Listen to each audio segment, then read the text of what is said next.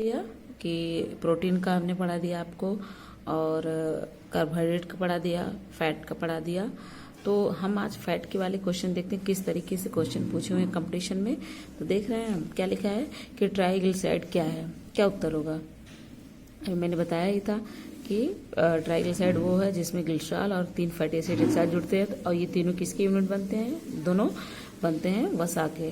तो इसका उत्तर हो जाएगा वसा। ठीक, फिर इसके बाद लिखा है कि कोलेस्ट्रॉल का असामान्य स्तर संबंधित होता है किससे, धमनी सिरा, ये सब किसका, तो धमनियों का कठोर हो जाना। क्यों, क्योंकि उसका जो धमनी का डायमीटर तो उसके अंदर वो जमने लगता है कोलेस्ट्रॉल, तो वो कठोर हो जाता है। ठीक, और इसके अलावा ये क्वेश्चन देख रहे हैं IAS 2011 में पूछा हुआ है। ये क्वेश्चन क्या लिखा है कि आहार उत्पादों के विक्रय में जुटी एक कंपनी यह विज्ञापित करती है कि उसके उत्पादों में ट्रांस फैट या ट्रांस वसा नहीं होता। इस अभियान का उपभोक्ताओं के लिए क्या अभिप्राय है। ऑप्शन स्टेटमेंट दिया कि कंपनी के आहार उत्पाद हाइड्रोजनीकृत तेलों से निर्मित नहीं किए जाते। दूसरा, कंपनी के आहार उत्पाद पशु उत्पन्न वसा तेलों से नहीं निर्मित किए जाते। कंपनी के द्वारा प्रयुक्त तेल संभवतः उपभोक्ताओं के हृदय वाहिका स्वास्थ्य को नुकसान क्षति नहीं पहुंचाएगा। उपरोक्त में से कौन सा कथन सही है। तो ये तीनों सही हैं, ये तीनों सही। जितने भी, जैसे अगर लिखा है क्या कि ट्रांसफैट क्या करता था, ट्रांसफैट करता था कि LDL को बढ़ा देता था, LDL को घटा देता था। इसके साथ ही हाइड्रोजनीकृत, मतलब जो भी तेल रिफाइन आते हैं वो हाइड्रोजन से ही, मतलब हाइड्रोजनेशन के प्रोसेस से होता है। तो ये बोला जा रहा है कि नहीं, हाइड्रोजनेशन प्रोसेस नहीं, क्योंकि ये नुकसान करता है। तो हाइड्रोजनेशन वाले प्रोसेस नुकसानदायक होते हैं। फिर उसके बाद लिखा है कंपनी के आहार पशु उत्पन्न नहीं होते, मतलब ये बता रहे हैं कि जानवरों के तेल से नहीं होता। तो ये भी बात सही, अगर ये लिख रहे हैं कि ट्रांसफैट नहीं है तो ये भी बात लिखेंगे। फिर तीसरा कि प्रयुक्त द्वारा तेल संभवतः उपभोक्ताओं के हृदय में क्षति नहीं पहुंचाएगा, मतलब ट्रांसफैट नहीं है। इसके तीनों ही स्टेटमेंट करेक्ट है, ये जो तीनों चीज है। ठीक, अब ये क्वेश्चन है क्या कि कोलेस्ट्रॉल है क्या, लिखा है पढ़ रहे थे, यानी क्लोरोफिल का प्रकार क्लोरोफॉल का है। तो ये इसका क्या, जंतु वसा में उपस्थित वसी अल्कोहल इसका सही उत्तर है। ठीक, मैंने बताया था कि जंतु वसा में कोलेस्ट्रॉल स्पेशली पाया जाता है। एक क्वेश्चन ये है कि निम्नलिखित खाद्य पदार्थों में कौन सा सभी आवश्यक अमीनो एसिड अम्लों का सर्वोत्तम स्रोत है। तो अंडा में जो है सभी प्रकार के अमीनो एसिड, मैंने बताया था क्या, अनिवार्य अमीनो अम्ल और अनिवार्य। तो 10 जो है इसेंशियल थे, 10 नॉन इसेंशियल थे। तो इसका सही सोर्स, सबसे अच्छा सोर्स क्या है, अंडा में सभी पाए जाते हैं। फिर इसके बाद क्या लिखा, हमारे शरीर में त्वचा तल के नीचे विद्यमान वसा निखंड से विरुद्ध अवरोधक का काम करती है। किसके अवरोधक का, तो हमारे शरीर से हीट जो है इंसुलेशन का काम करता है वसा। फैट क्या होता है कि इंसुलेटेड, हमारे बॉडी को गर्म रखता है ताकि वो बाहर न, हमारे शरीर के उसमें बाहर ना निकल पाए। तो इसका सही उत्तर क्या है, A। ठीक, ये बहुत इंटरेस्टिंग सवाल, बहुत पूछा जाता है कि भोजन के किस वर्ग में प्रति यूनिट कैलोरी का मात्रा सर्वाधिक होता है। तो इसमें इसका सही उत्तर है वसा में सबसे अधिक होता है। और देखिए तुलना करके रखा है कि अगर 1 ग्राम कार्बोहाइड्रेट या प्रोटीन का पाचन या जारण हो रहा है तो उससे सिर्फ 4 किलो कैलोरी मिलेगा, सिर्फ 4 किलो कैलोरी। लेकिन जब 1 ग्राम वसा का किया जा रहा है तो 9.3 किलो कैलोरी मिलता है। ठीक, फिर अगेन वही क्वेश्चन 2013 पूछा हुआ क्या, किसके चयापचयी प्रक्रम में अधिकतम ऊर्जा मिलती है, कार्बोहाइड्रेट प्रोटीन वसा किससे, तो वसा इसका सही उत्तर होगा। ठीक, इसके बाद ये क्वेश्चन ये बड़ा अच्छा सा है, 2021 का ही सवाल है, RO मेंस में पूछा है क्या कि कौन सा आहार समूह मनुष्य के शरीर को अधिकतम ऊर्जा प्रदान करता है। तो इसमें जो कार्बोहाइड्रेट वसा प्रोटीन यही सही होगा इनमें सबसे ज्यादा, क्योंकि जिसमें वसा है वही उत्तर सही होगा। क्योंकि कार्बोहाइड्रेट भी कुछ होता है लेकिन इन सब में ये कम पड़ जा रहा है ही नहीं। कार्बोहाइड्रेट विटामिन आपको मतलब ऊर्जा नहीं देता, वो बस शरीर के जो बहुत अच्छे से फंक्शन हुए उसमें मदद करता है। ठीक, इसके बाद क्या लिखा, अधिकांश प्राणियों के जीवित पदार्थ का लगभग 80% क्या होता है, तो इसका प्रोटीन होता है। क्यों, क्योंकि प्रोटीन जो हमारी कवरिंग होती है सेल की, कोशिका का प्लाज्मा मेम्ब्रेन, वो खुद ही 60% ऊपर प्रोटीन बना होता है। तो सोच रही है कि हर कोशिका में 60% ऑलरेडी प्रोटीन है उसकी कवरिंग, तो उस हिसाब से पूरे शरीर में ही सबसे ज्यादा क्या होगा, प्रोटीन ही होगा। ठीक, एक क्वेश्चन ये पूछा हुआ क्या कि चिकित्सक परामर्श देते कि हमें अपना भोजन वनस्पति घी की अपेक्षा तेल में बनना चाहिए। क्योंकि आपको पता है वनस्पति जो घी है माने प्लांट से बना तो वो अनसैचुरेटेड है। अनसैचुरेटेड भी वसा हानिकारक होता है तुलनात्मक रूप से कम किससे, सैचुरेटेड से। मतलब हानि तो दोनों होते हैं, दोनों प्रकार के फैट्स अगर आप एक साथ लेंगे तो हानिकारक होगा, लेकिन जो वनस्पति घी वो अनसैचुरेटेड है, तो इसका सही उत्तर ए होगा। इसके बाद ये क्या लिखा है, एक कथन और एक रीजन दिया है कि सूरजमुखी का तेल एक अच्छी गुणवत्ता का खाद्य तेल है, इसमें असंतुलित वसा अम्लों की अधिक मात्रा में पाई जाती है। ठीक, तो ये दोनों ऑप्शन सही है। अब यहाँ पे जैसे आप कंफ्यूज नहीं हो कि अधिक मात्रा में तो बड़ी अच्छी बात है, नहीं, हाँ ये सही है कि अनसैचुरेटेड पाई जा रहा है, लेकिन अगर तुलना किया जाए सैचुरेटेड से और अनसैचुरेटेड तो अनसैचुरेटेड ही अच्छा होता है। तो इसलिए सूरजमुखी का तेल अच्छी गुणवत्ता का, हाँ बिल्कुल, हृदय रोगों के लिए बहुत ज़्यादा अच्छा है, और यूपी के बीओ 2019 में पूछा हुआ सवाल है। ठीक, और यहाँ पे देखिए बहुत पूछ लिया कौन सा वनस्पति तेल हृदय रोगों के लिए उपयोग सबसे अच्छा है, तो सूरजमुखी का तेल सबसे अच्छा होता है। ठीक, देखा क्या, असंतृप्त वसा तथा संतृप्त वसाओं की तुलना में अधिक अभिक्रियाशील कौन होते हैं। मैंने अभी पिछली वीडियो में बताया था, वसा जब पढ़ा रही थी तो कहा था जो अनसंतृप्त है वो पूरे संतृप्त नहीं हुए तो वही अभिक्रियाशील ज्यादा होंगे। ठीक, तो यहाँ क्या लिखा है कि असंतृप्त वसा संतृप्त वसाओं की तुलना में अधिक क्रियाशील होते, तो ये कथन सही है। रीजन क्या कहा है कि असंतृप्त वसाओं की संरचना में केवल एक आबंध होता है, तो ये रीजन गलत है। आबंध यानी बांड, एक बांड नहीं होता, उसमें डबल बांड और ट्रिपल बांड होता है, तो ये तो आर गलत हो गया, यानी इसका सही उत्तर क्या होगा, ए सही, आर गलत है। ठीक, एक क्वेश्चन ये पूछा है कि मानव स्वास्थ्य के लिए ट्रांस वसा सामान्यतः हानिकारक समझा जाता है, क्यों?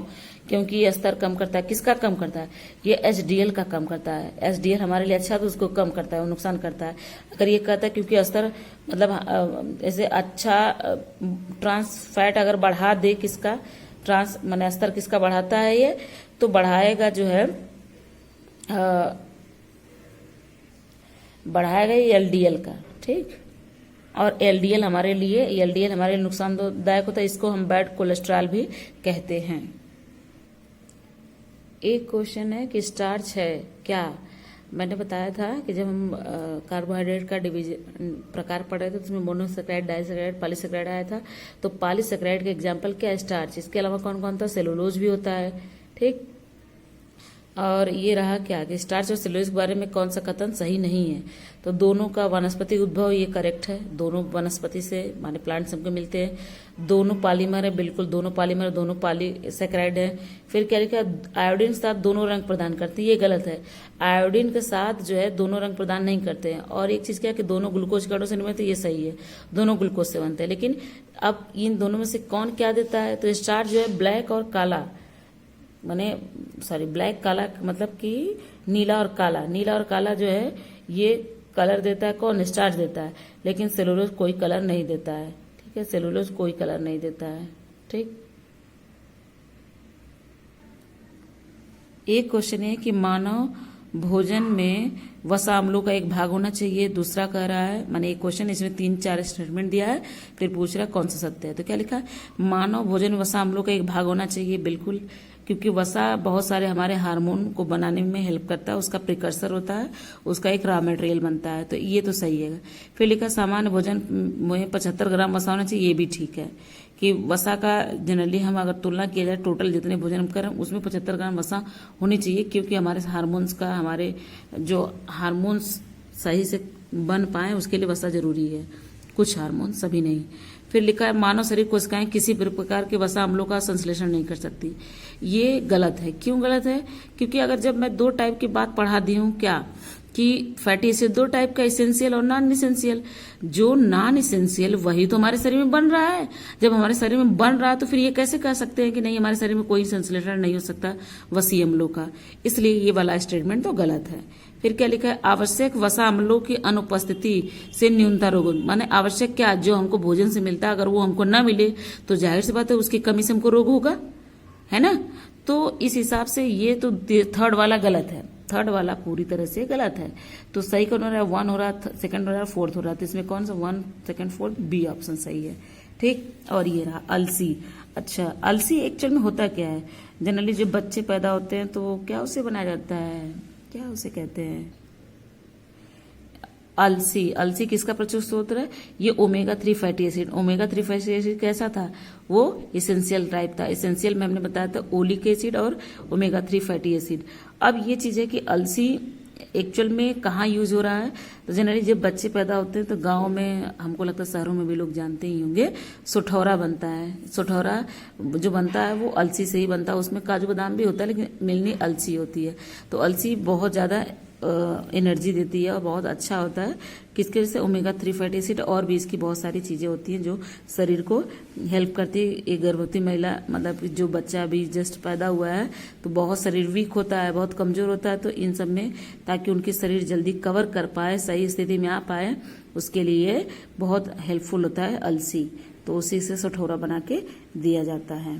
ठीक, ये क्वेश्चन सेम वैसे ही, ये क्या लिखा है, कौन सा अल्फा लिनोलिक अम्ल 18 कार्बन युक्त ओमेगा 3 फैटी अम्ल है, तो ओमेगा 3 फैटी अम्ल, यही पहला वाला ही सवाल जो था यहीं पे है, अलसी इसका सही उत्तर है। ठीक, एक क्वेश्चन ये है क्या कि विटामिन बलवर्धक है जिनकी अच्छे स्वास्थ्य के लिए थोड़ी मात्रा में आवश्यकता होती है। बिल्कुल, ये हमको अच्छे स्वास्थ्य के लिए बहुत जरूरत है विटामिन, तो ये स्टेटमेंट तो सही है।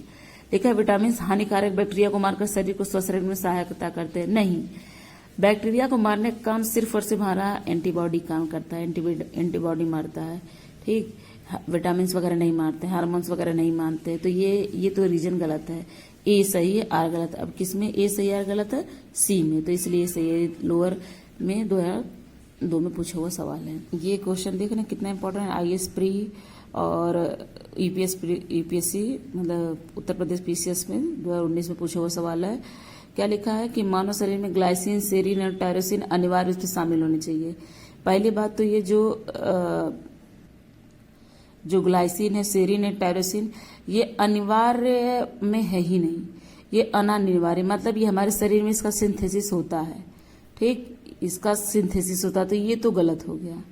ठीक है, और ये क्या कह रहा है कि अनिवार्य अम्ल शरीर में संश्लेषित नहीं किए जा सकते। बिल्कुल सही है, अनिवार्य इसलिए कहा जा रहा है क्योंकि वो भोजन से हमको मिल रहा है। संश्लेषित जो कि वो लिखा जाएगा कि संश्लेषित है, अनिवार्य उसको कहा जाएगा। तो ए जो है अनिवार्य अमीनो अम्ल हमारे मानव शरीर में संश्लेषित नहीं किया जा सकते, ये बिल्कुल सही है।